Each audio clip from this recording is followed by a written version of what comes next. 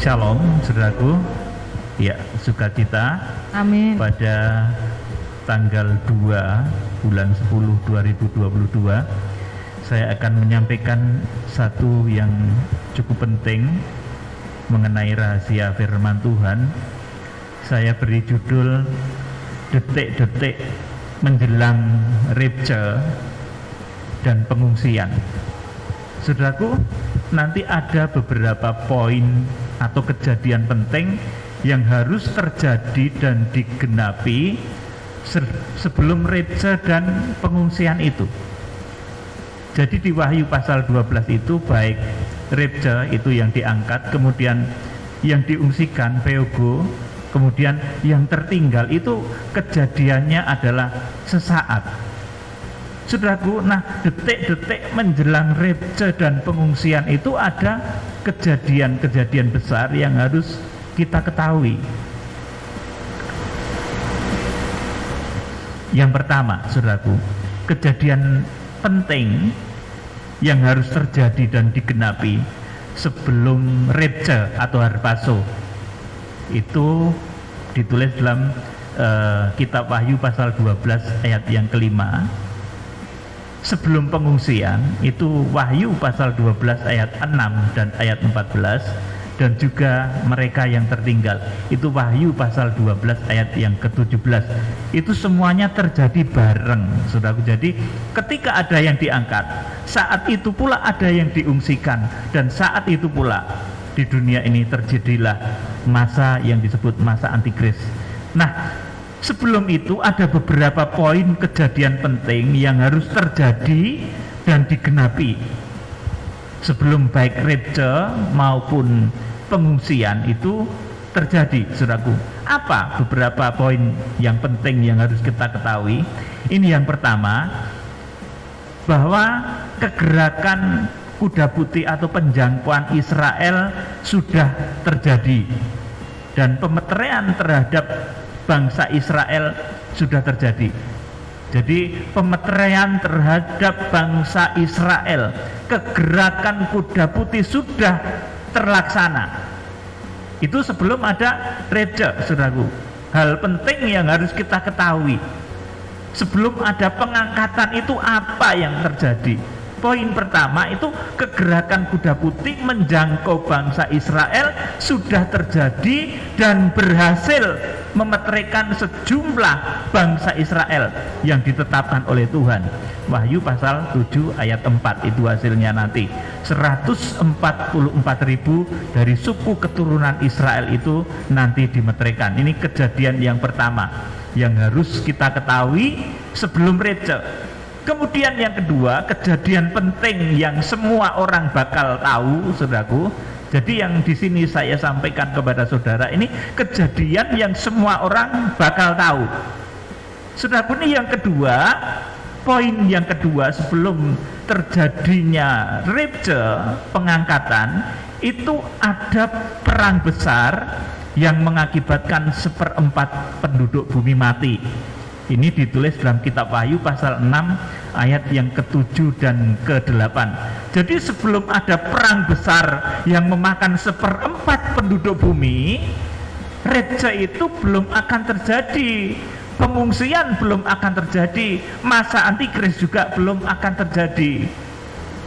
Nah, ini perlu kita ketahui dan semua orang tahu tentang hal ini. Oleh karena ini, saudaraku, merupakan poin penting yang semua orang tahu dan saya sampaikan kepada saudara. Kemudian poin yang ketiga, saudaraku, ini sudah ada peperangan yang mengakibatkan 1/3 penduduk bumi mati. Ini ditulisnya di dalam kitab Wahyu pasal 9 ayat 13 sampai 16. Nanti mohon disiapkan ini supaya dibacakan ya. Wahyu pasal 9 ayat 13 sampai 16. Jadi tanda yang selanjutnya sebelum rapture itu terjadi, itu akan ada peperangan besar yang mengakibatkan matinya 1/3 penduduk bumi. Saudaraku, kita akan membaca, Ibu Tami, saya mohon membaca Wahyu pasal 9 ayat 13 sampai 16. Sangkakala yang keenam. Iya, sangkakala yang keenam. Lalu malaikat yang keenam meniup sangkakalanya, dan aku mendengar suatu suara keluar dari keempat tanduk mezbah emas yang di hadapan Allah, dan berkata kepada malaikat yang keenam yang memegang sangkakala itu, lepaskanlah keempat malaikat yang terikat dekat sungai besar Efrat itu. Maka dilepaskanlah keempat malaikat yang telah disiapkan bagi jam dan hari dan bulan dan tahun, terus untuk membunuh sepertiga dari umat manusia. Iya, untuk membunuh sepertiga dari umat manusia, terus. Dan jumlah tentara itu ialah 20.000 laksa pasukan berkuda. Aku mendengar jumlah mereka. Amin, silakan duduk. Jadi saudaraku, sebelum terjadi rapture, sebelum terjadi pengungsian, sebelum terjadi masa antikris, saudaraku, ini harus ada satu perang besar dahulu, saudaraku, yang tertulis di dalam kitab Wahyu pasal 9 ayat 13 sampai 16. Saudaraku, dan ini saya yakini sebagai satu perang dunia yang besar, saudaraku, yang memakan korban, yaitu sepertiga penduduk bumi itu mati. Saudaraku, ini merupakan satu ciri, merupakan satu poin detik-detik menjelang terjadinya rapture. Dan ini semua orang tahu nanti, saudaraku. Oleh karena itu, ini yang saya beritakan kepada saudara, karena semua orang ngerti nanti ketika sepertiga penduduk bumi mati, itu semua orang ngerti. Saya bukan memberitakan hal-hal yang goib, yang diketahui oleh sedikit orang. Tidak, saudaraku. Saya memberitakan ini kepada manusia supaya manusia ngerti bahwa sebelum rapture, sebelum pengungsian, juga sebelum terjadi masa antikris itu akan ada peperangan yang mengakibatkan sepertiga penduduk bumi mati. Ini tertulis di dalam Wahyu pasal 9 ayat 13 sampai 16. Dan ini juga adalah sangkakala yang ke-6. Saudaraku, jadi ada 3 poin penting tadi ya. Sebelum terjadinya itu harpazo atau rapture. Harpazo atau rapture itu adalah terjadinya pengangkatan kepada orang-orang kudus yang mencapai tataran rohani ruang maha kudus. Itu ditulis dalam kitab Wahyu pasal 12 ayat yang ke-5. Saudaraku, sebelum terjadinya pengungsian itu terjadi, saudaraku, untuk orang-orang kudus yang tataran rohaninya mencapai rohani ruang kudus. Mereka akan diungsikan. Bahasa aslinya itu peugo, lari, hilang, lenyap, dan terbang. Wahyu pasal 12 ayat yang ke-6 dan ayat yang ke-14. Jadi ada yang diangkat langsung kepada Allah dan ke tahtanya. Kemudian ada yang diungsikan untuk disempurnakan. Diungsikan itu untuk apa? Disempurnakan. Kejadiannya di Yesaya pasal 35 itu, saudaraku. Kemudian ada juga, saudaraku, orang-orang Kristen yang tertinggal di masa antikris. Saudaraku, jadi sebelum terjadi harpazo, sebelum terjadi rapture, sebelum terjadi pengungsian, sebelum terjadi masa antikris juga, maka ada 3 poin yang harus saudara ketahui dan semua orang tahu.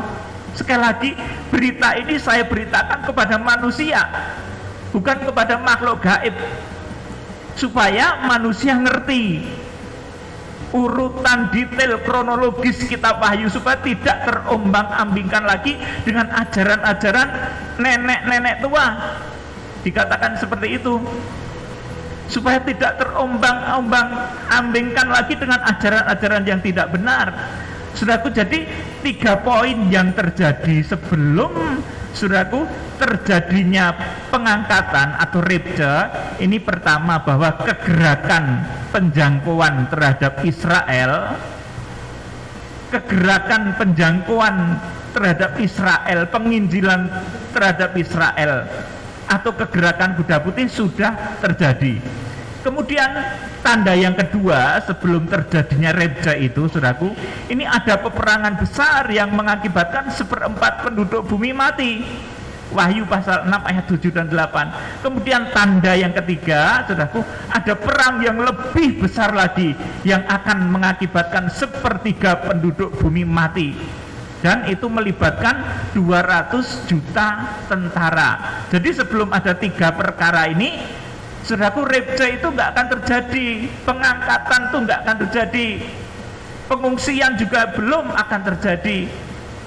Saudara yang dikasihi Tuhan, nah saudara, setelah itu semua terjadi, saudaraku, seperti apa yang saya sampaikan tadi, beberapa poin penting itu terjadi, maka kemudian kedurjanaan, saudaraku, kejahatan di muka bumi ini akan bertumbuh menjadi luar biasa.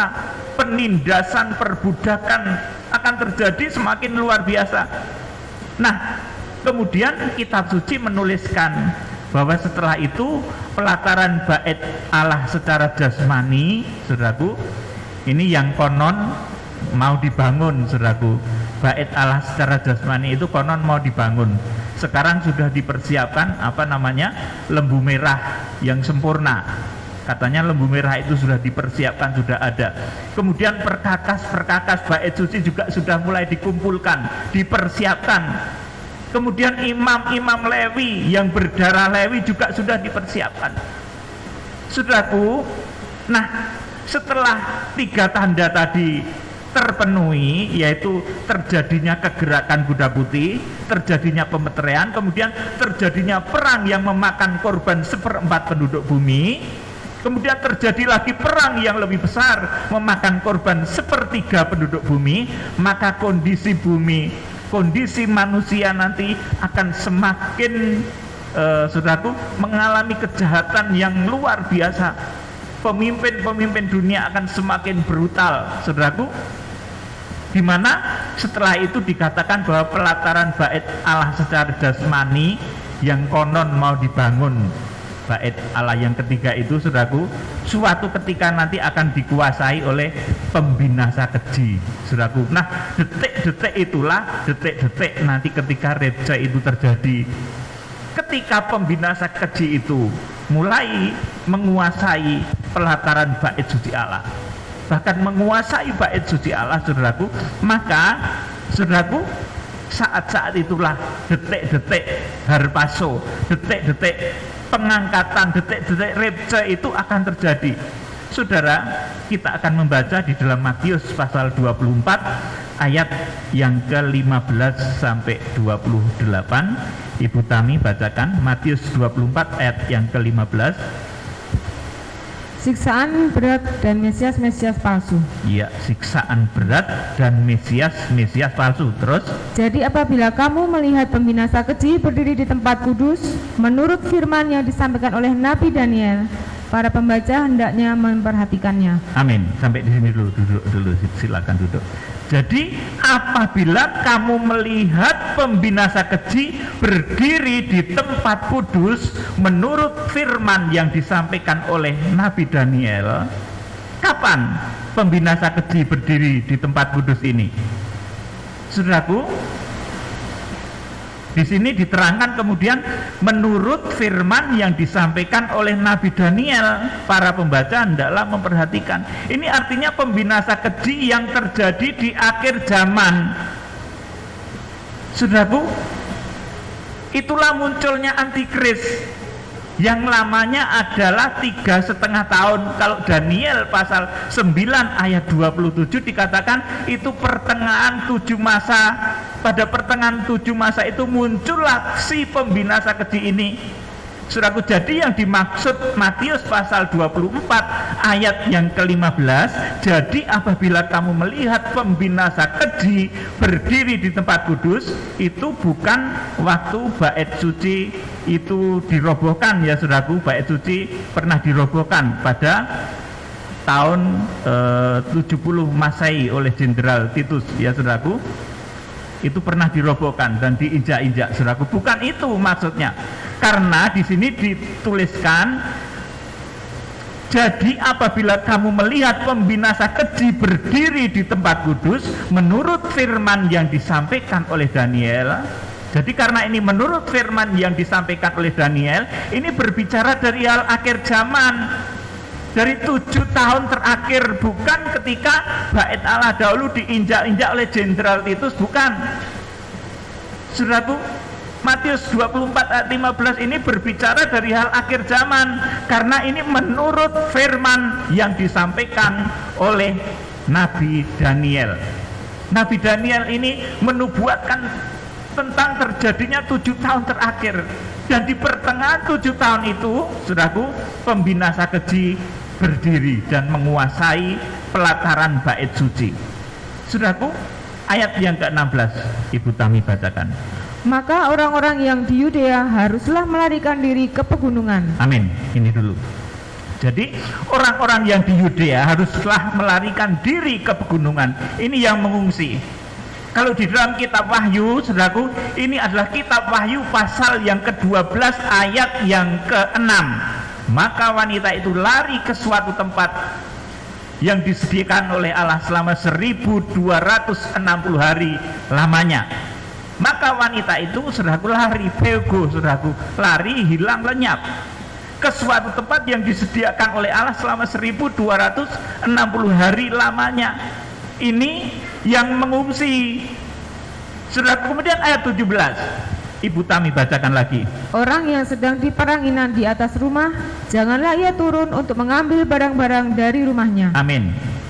Ya, ini dulu, saudaraku. Orang yang sedang berada di peranginan di atas rumah, janganlah ia turun untuk mengambil barang-barang dari rumahnya. Ini berbicara dari apa, saudaraku? Ini orang yang diangkat, yang harpaso. Wahyu pasal 12 ayat 5. Maka wanita itu melahirkan seorang anak laki-laki yang akan menggembalakan segala bangsa dengan gada besi. Tiba-tiba anaknya itu dirampas. Harpaso itu dirampas, dibawa lari, ujuk-ujuk dibawa naik, bahasa Jawa ini gitu, saudaraku. Jadi ini ketika, saudaraku, Matius pasal 24 ayat 17, orang yang sedang di peranginan di atas rumah, janganlah ia turun. Kenapa? Yang di atas rumah nggak usah turun, karena pada saat itu akan terjadi harpaso. Ini berbicara dari hal orang-orang yang diangkat langsung, orang-orang yang mencapai rohani Maha Kudus, saudaraku. Ini digambarkan sebagai badannya Tuhan Yesus Kristus. Kalau di dalam pembahasan yang lalu itu saya sampaikan, itu merupakan pasukan yang nanti mengiring kedatangan Tuhan. Seperti dikatakan Yudas bahwa Tuhan datang bersama beribu-ribu orang kudusnya. Dikatakan oleh Musa juga bahwa Tuhan datang bersama puluhan ribu orang kudusnya. Saudaraku, inilah orang-orang yang harpaso. Saudaraku, jadi saudaraku, ayat 17 ini, orang yang sedang di peranginan di atas rumah, ora samedun, gak usah turun, karena pada saat itu akan terjadi harpaso. Kemudian ayat yang ke-18, dan orang yang sedang di ladang, janganlah ia kembali untuk mengambil pakaiannya. Ya, terus 19. Celakalah ibu-ibu yang sedang hamil atau yang sedang menyusukan bayi pada masa itu. Amin. Cukup di sini dulu. Celakalah ibu-ibu yang sedang hamil atau yang menyusukan bayi pada masa itu. Ini berbicara dari orang-orang yang tertinggal. Kalau di Wahyu pasal 12, ini adalah Wahyu pasal 12 ayat yang ke-17. Maka marahlah naga itu dan memerangi keturunan yang lain dari wanita itu. Saudaraku, jadi wanita di Wahyu pasal 12 itu, selain dia memiliki anak yang langsung dibawa lari kepada Allah dan ketatannya, dia juga memiliki keturunan yang lain yang diizinkan diperangi oleh naga. Inilah orang-orang Kristen yang tertinggal di masa antikris. Digambarkan celakalah ibu-ibu yang sedang hamil atau yang menyusukan bayi pada masa itu. Sudah. Kemudian ayat 20 dibacakan Bu Tami. Berdoalah supaya waktu kamu melarikan diri itu jangan jatuh pada musim dingin dan jangan pada hari Sabat. Iya, ayat 21. Sebab pada masa itu akan terjadi siksaan yang dahsyat seperti yang belum pernah terjadi sejak awal dunia sampai sekarang dan yang tidak akan terjadi lagi. Amin. Sampai di sini dulu. Saudara, Tuhan menyelamatkan umatnya. Pertama tadi melalui langsung diangkat harpaso. Wahyu pasal 12 ayat yang kelima itu, saudaraku. Kalau Matius itu Matius pasal 24 ayat yang ke-17. Orang yang diperangi nanti akan langsung dibawa naik langsung dibawa kepada Allah dan ke tahtanya, saudaraku. Kemudian ada yang harus mengungsi, diungsikan oleh Tuhan Peugo ke satu tempat yang disediakan oleh Allah selama 1260 hari lamanya. Saudaraku, kenapa Tuhan menyelamatkan umatnya? Sebab pada masa itu akan terjadi siksaan yang dahsyat seperti belum pernah terjadi. Jadi belum pernah terjadi, ya saudaraku, sejak awal dunia sampai sekarang, dan tidak akan terjadi lagi. Jadi cuma terjadi satu kali saja, yaitu ketika masa Antikris nanti terjadi. Nanti jadi Matius pasal yang ke-24 ayat 15 sampai yang ke saudaraku sampai yang ke-21 ini berbicara dari hal cara penyelamatan Tuhan di akhir zaman. Tuhan menyelamatkan umatnya itu dari bahaya apa, saudaraku? Di sini diterangkan, karena pada masa itu akan terjadi siksaan yang dahsyat yang belum pernah terjadi. Ini loh, saudaraku, Tuhan menyelamatkan umatnya. Tuhan membawa umatnya mengungsi. Tuhan melakukan harpazo atau rapture. Saudaraku, mengangkat jemaatnya hidup-hidup, jemaat yang mencapai ruang Maha Kudus. Tuhan juga mengungsikan jemaatnya yang mencapai tataran rohani ruang kudus. Itu karena apa? Karena pada masa itu akan terjadi siksaan yang dahsyat yang belum pernah terjadi sejak awal dunia sampai sekarang, dan tidak akan terjadi lagi.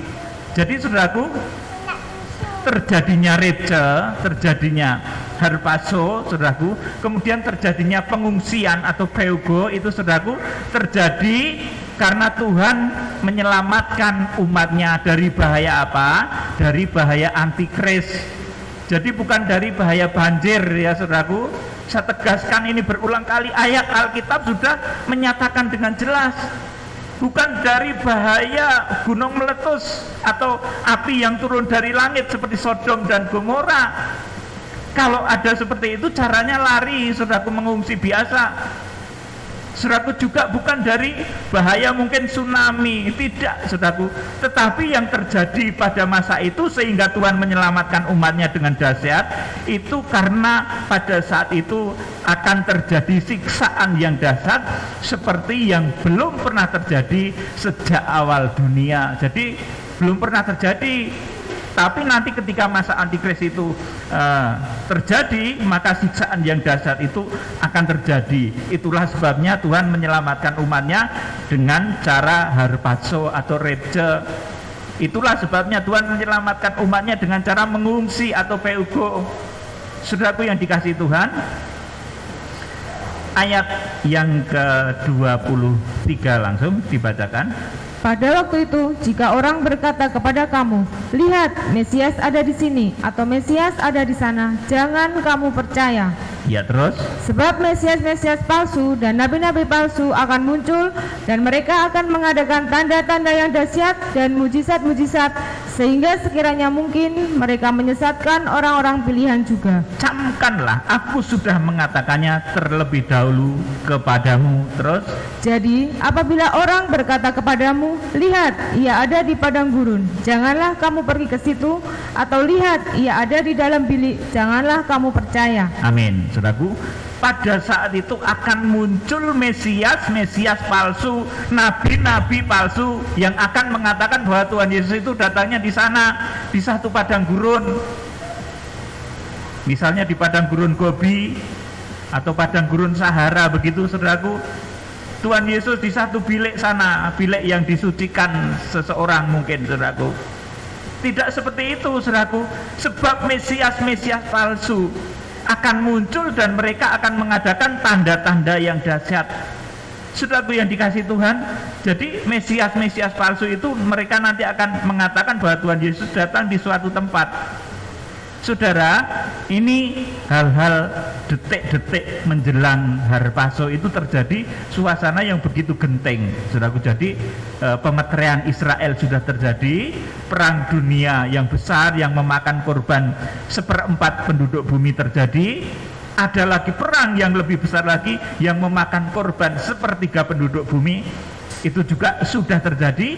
Maka barulah saudaraku kemudian terjadi apa yang disebut dengan rapture atau harpazo. Saudaraku, di dalam Injil Matius pasal 24 ayat yang ke-15 tadi, saya ulangi, itu kita disuruh memperhatikan firman yang disampaikan oleh Daniel. Itu apa maksudnya, saudaraku?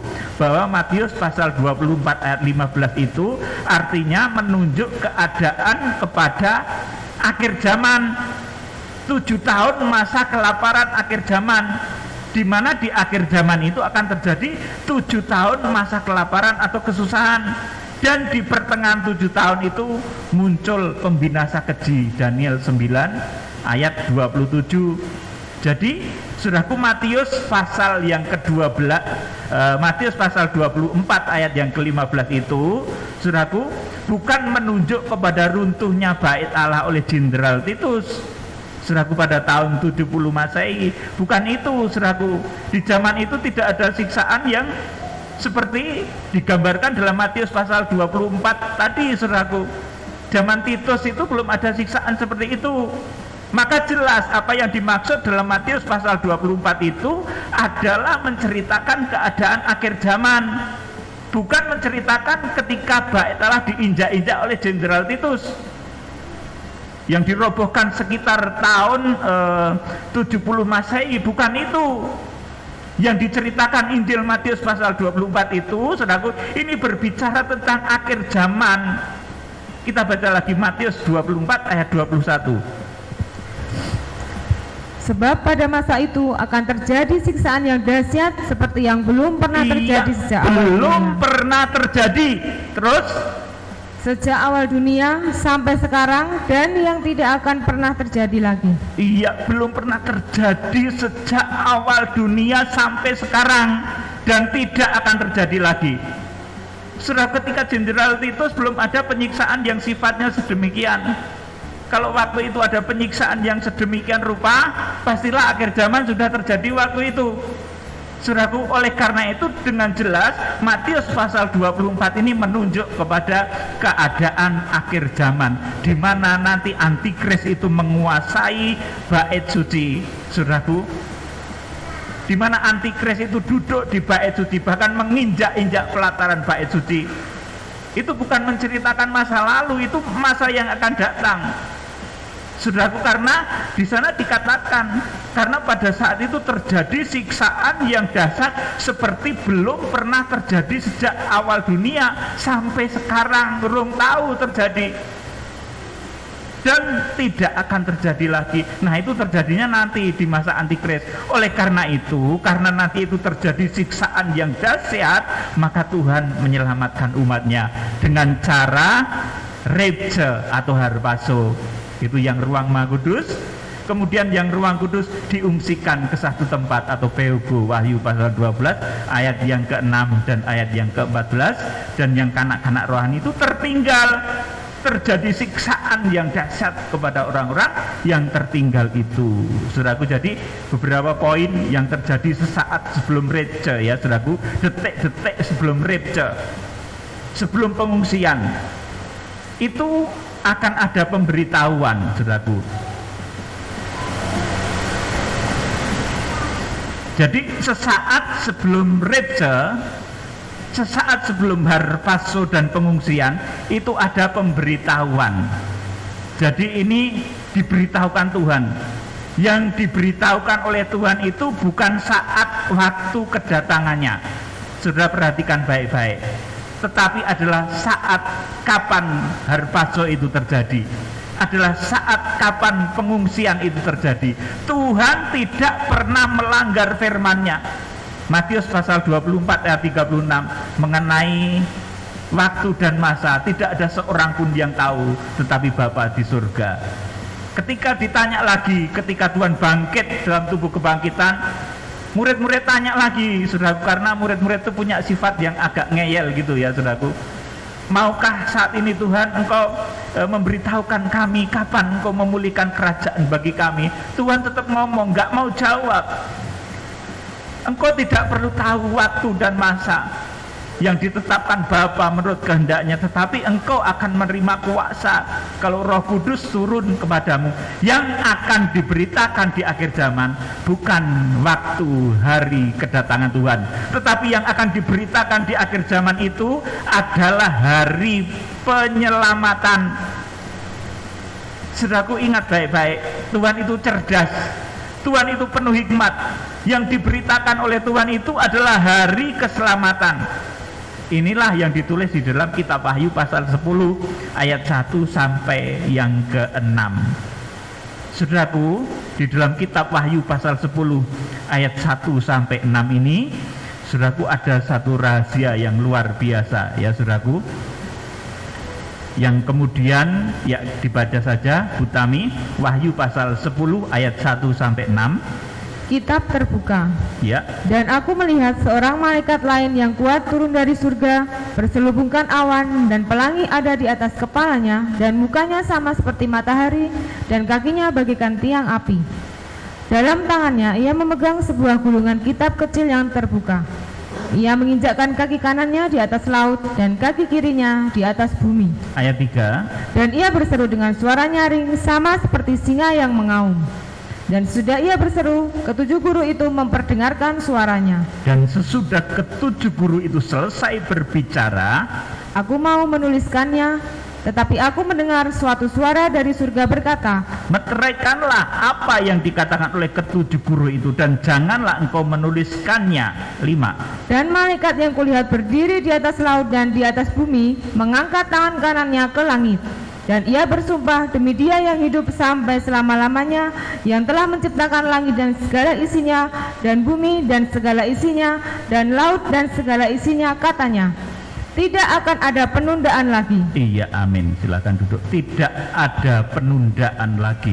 Saudaraku, Wahyu pasal 10 ayat 1 sampai 6, ayo, atau kalau lengkapnya boleh dibaca semua ya saudaraku. Dalam kitab Wahyu pasal 10 ini memunculkan satu tokoh yang begitu luar biasa, saudaraku. Dan tokoh ini, saudaraku, saya pun nggak berani menyebut itu siapa, karena yang akan melantik mentahbis tokoh ini adalah Tuhan sendiri. Tetapi saya itu prihatin beberapa kali ya saudaraku, beberapa orang itu menghubungi saya sambil nangis, ada yang sambil bersaksi, Pak Pendeta, itulah saya, katanya.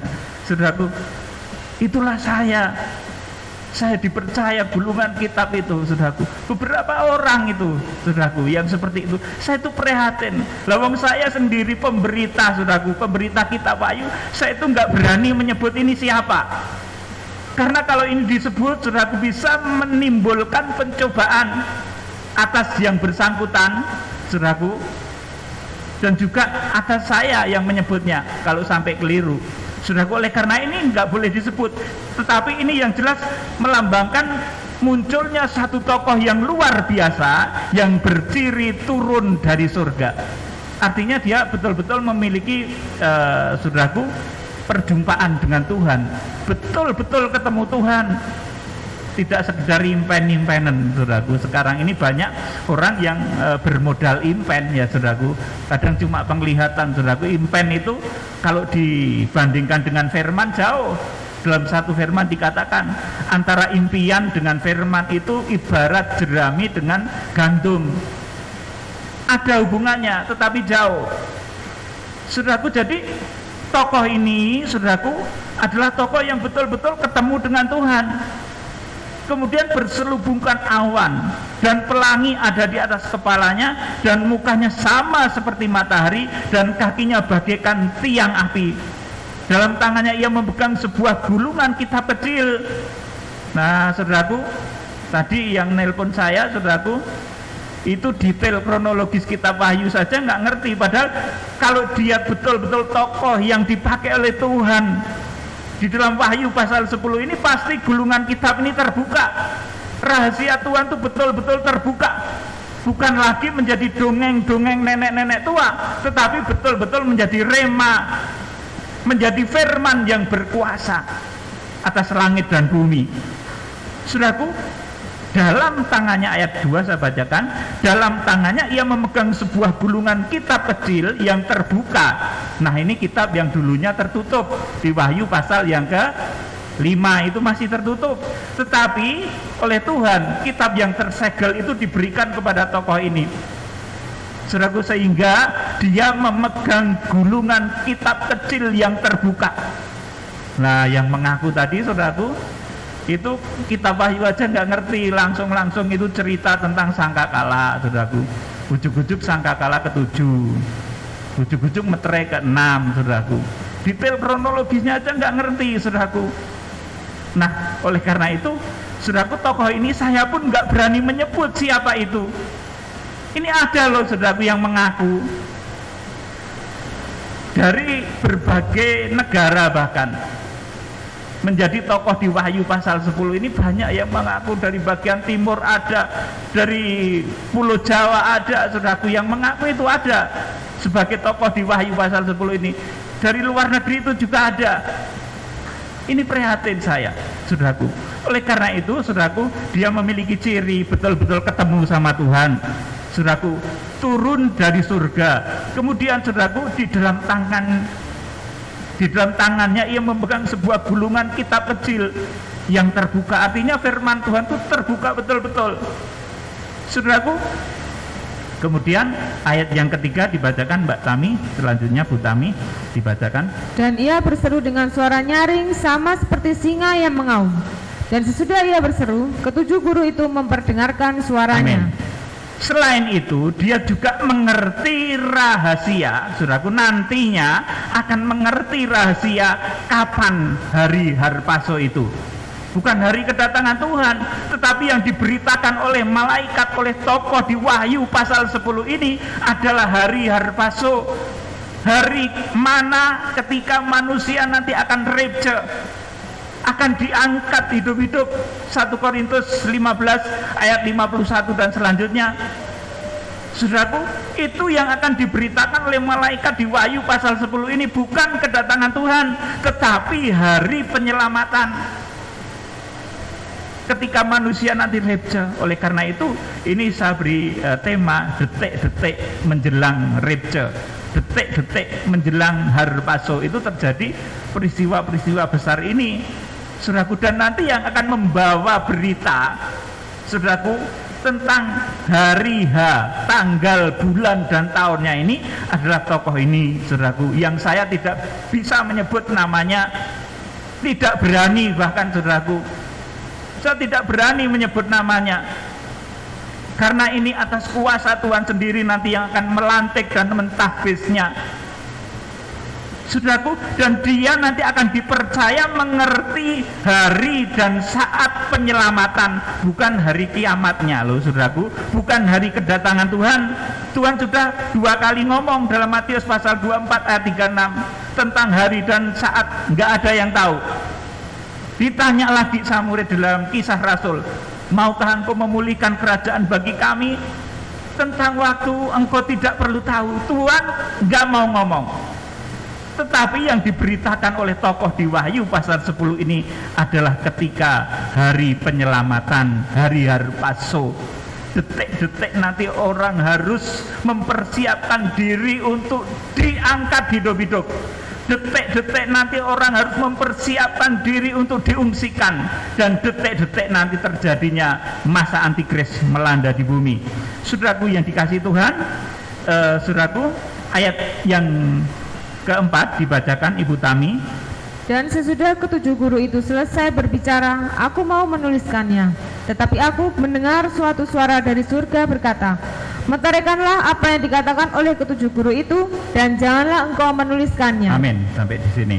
Jadi, saudaraku, sebetulnya hari, tanggal, bulan, tahun ini dulu Rasul Yohanes sudah mendengar, saudaraku. Tetapi oleh malaikat Tuhan disuruh meteraikan apa yang dikatakan oleh ketujuh guru itu. Jangan engkau menuliskannya, tidak boleh dibuka.